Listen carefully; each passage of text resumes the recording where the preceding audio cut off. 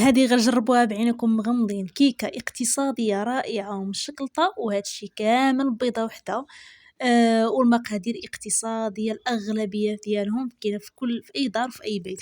هنايا غادي نحتاجو بيضة وحدة، من الأحسن أنكم تختاروا بيضة تكون كبيرة هكا باش كتعطينا غير كمية كبيرة وصافي.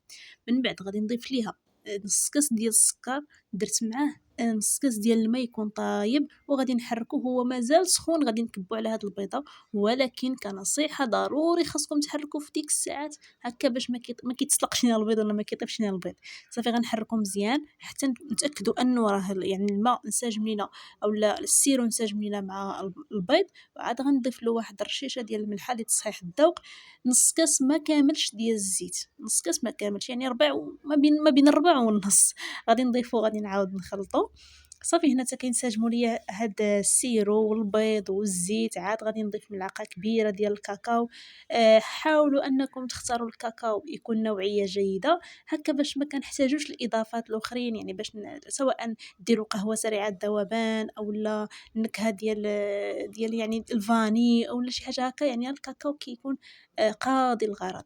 صافي هنا غادي نضيفوا ساشي ديال الخميره ونص، يعني عندي هنا خماره ونص عفوا، وكاس ديال السميده. اصلا هو اللي كان عندي كاس ديال السميده صراحه كطلع به رائعه. غادي نضيفوا 2 معالق ديال الدقيق، 2 معالق كبار ديال الدقيق مغربل بطبيعة الحال.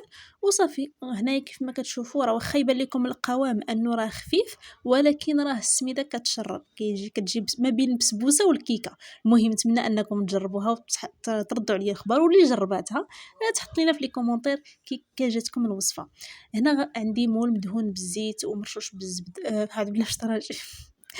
عندي المول مدهون بالزيت ومرشوش بالسميده اولا غير هكا دهنوه بالزيت. صافي غندخلو الفران تجيه العافيه من التحت حتى يطيب لينا مزيان. عاد غادي نحمروها من الفوق. بالنسبه لهاد الصوص حضرتها في المنزل، درت كاس ديال الماء ماشي الحليب، درت غير كاس ديال الماء، معلقه ديال الكاكاو. داكشي علاش قلت لكم اختاروا كاكاو يكون نوعيه جيده هكا باش يعني ما كنحتاجوش نضيفوا اضافات.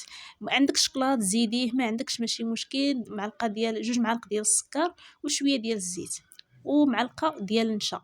ما عندكش نشا ديري معلقه ديال الدقيق، راه ما كيجيش باين نهائيا، حيت قلت لكم الكاكاو الا كان نوعيه جيده كيغطي على كلشي.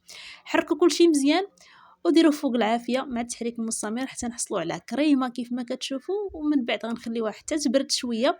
انا هنا راه ما خليتهاش تبرد، درت ديريكت خطوط ديال الشوكولا خسر ليا المنظر.